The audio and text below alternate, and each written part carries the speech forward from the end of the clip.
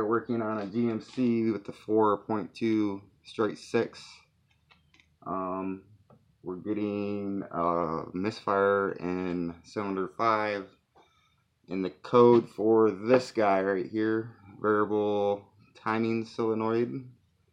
This is actually a used one I'm going to throw in there to see if it fixes the problem.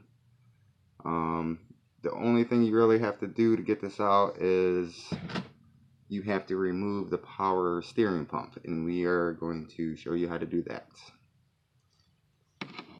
Alright, so in order to get this guy out of here, this is going to be way down in here. It's right here is where it's at. The problem is when it's only one 10mm bolt. When you go to take it out, it's going to hit the power steering.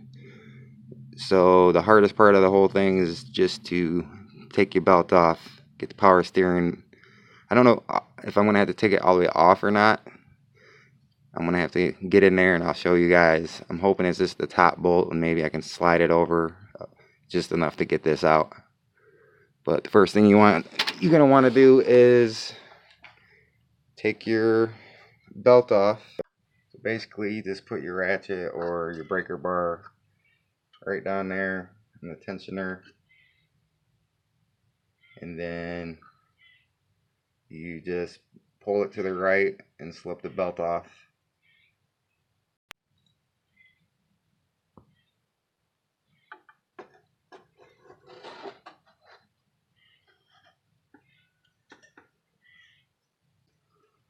Once you got it off, slides over pretty easy.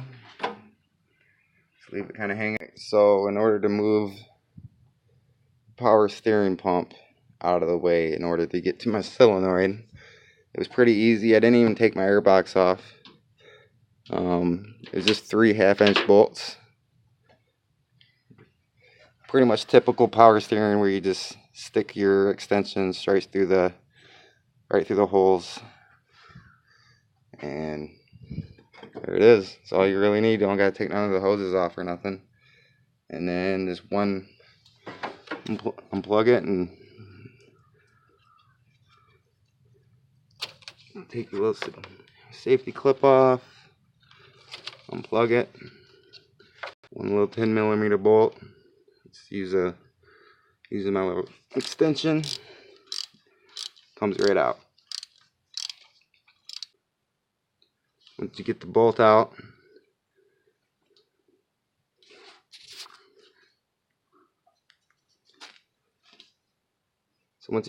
out of there, it goes right here. Kind of hard to see down in there.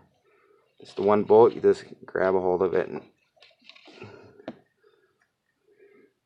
wiggle it until it comes out. There it is.